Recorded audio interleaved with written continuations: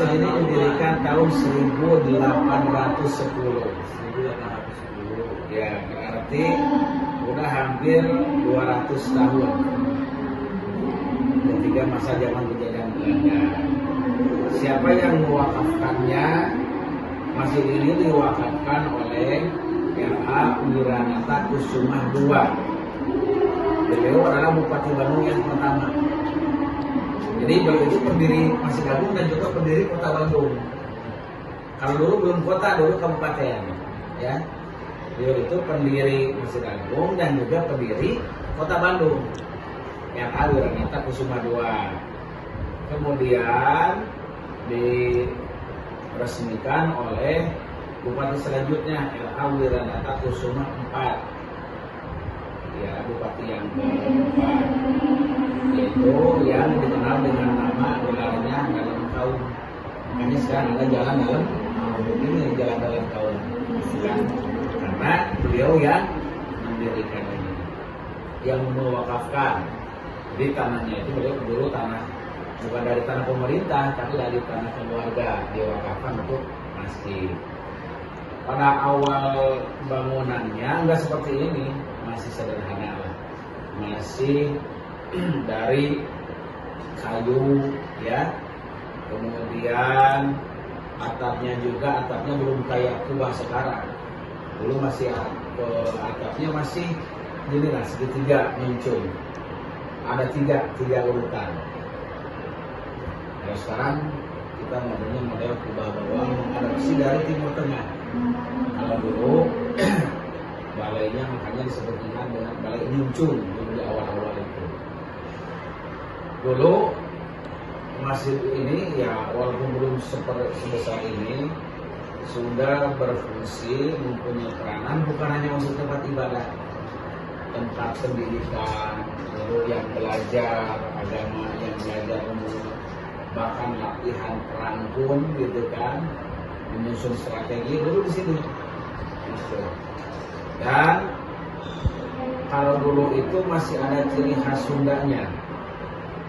Bangunan itu ada ciri khas Sunda. Kalau di Jawa kan ada namanya joglo atapnya. Kalau di ini kan atapnya atap khas Sunda, oleh muncul gitu.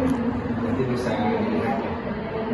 Kemudian seiring perkembangan zaman terus perubahan yang besar yang pertama kali itu pada tahun 1955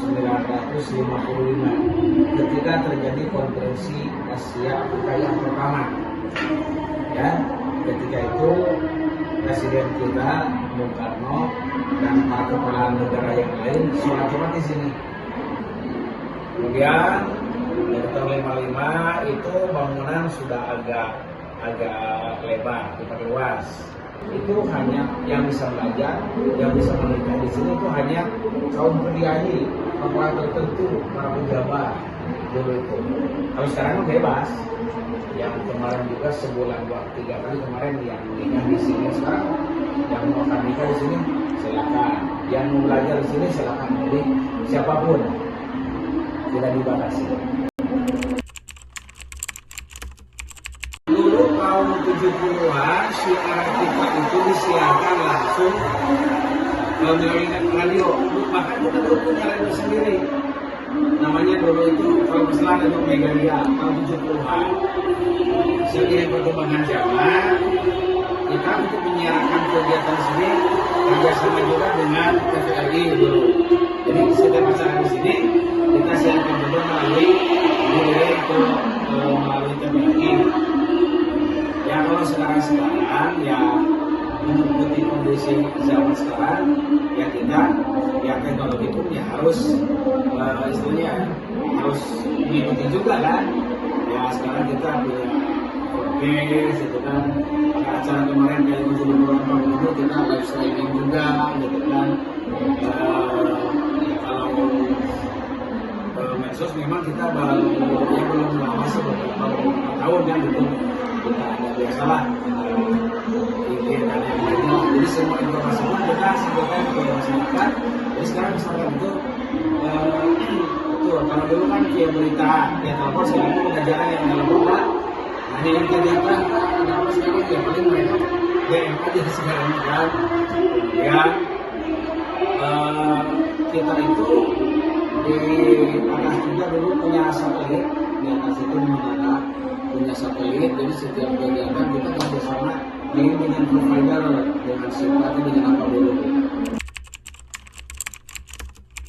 Kemudian nanti ke pinggir dinding-dinding itu, tiap dinding itu ada di ngarang-ngarang itu ada tulisan kaligrafinya gitu kan. Dulu itu pernah diteliti oleh mahasiswa S2 dari UPI. Jadi beliau meneliti kaitan seni dengan matematika. Jadi beliau menyusun tesisnya itu mempelajari ini kaligrafi, desain-desain yang ada di pasir dan hubungannya dengan matematika, dengan aljabar. Ibu siapa lah beliau. Jadi aditya, Islam itu menyukai seni, menyukai keindahan, ya. Ada istilah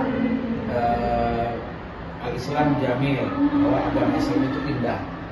Inna Allah jamil, ibu zaman Allah itu maha indah dan Allah menyukai keindahan. Itu kan antara lain. Makanya kalau bulan kemarin ada berapa ya? Ada bulan kemarin teh dari Jerman, dari Perancis, mereka mahasiswa sama meneliti kaligrafi di sini. Dari Jerman kemudian 3 bulan kemarin Jerman, Perancis, dari mana lah mereka meneliti kaligrafinya. Seni ya, karena bagi mereka menganggap disangkanya masih itu museum. Pas lihat yang sholat pada aneh gitu, sedang apa ya, kita sedang berdoa gitu kan. Cuma mereka meneliti itunya sama kaligrafi yang di depan. Harmonisasikan antara Islam dan seni seperti pada kegiatan Maulid tahun kemarin. Maulid tahun kemarin kita mengundang beberapa pelukis jalanan, mengundang juga pemusik jalanan di sini, kemudian ada juga kumpul, kemudian beberapa pemusik itu dari seni musiknya kan, dari seni musiknya. Kemudian juga kita setiap kegiatan selalu menghasilkan katakanlah seni-seni yang Sunda, seni yang tradisional. Jadi kegiatan apapun kita pasti kegiatan seni tradisional kita akan selalu hadirkan, tidak pernah menghilangkan nilai kesenian.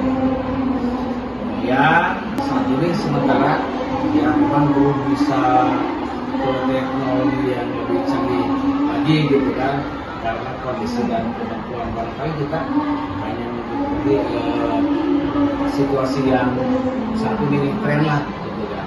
Kalau untuk yang lebih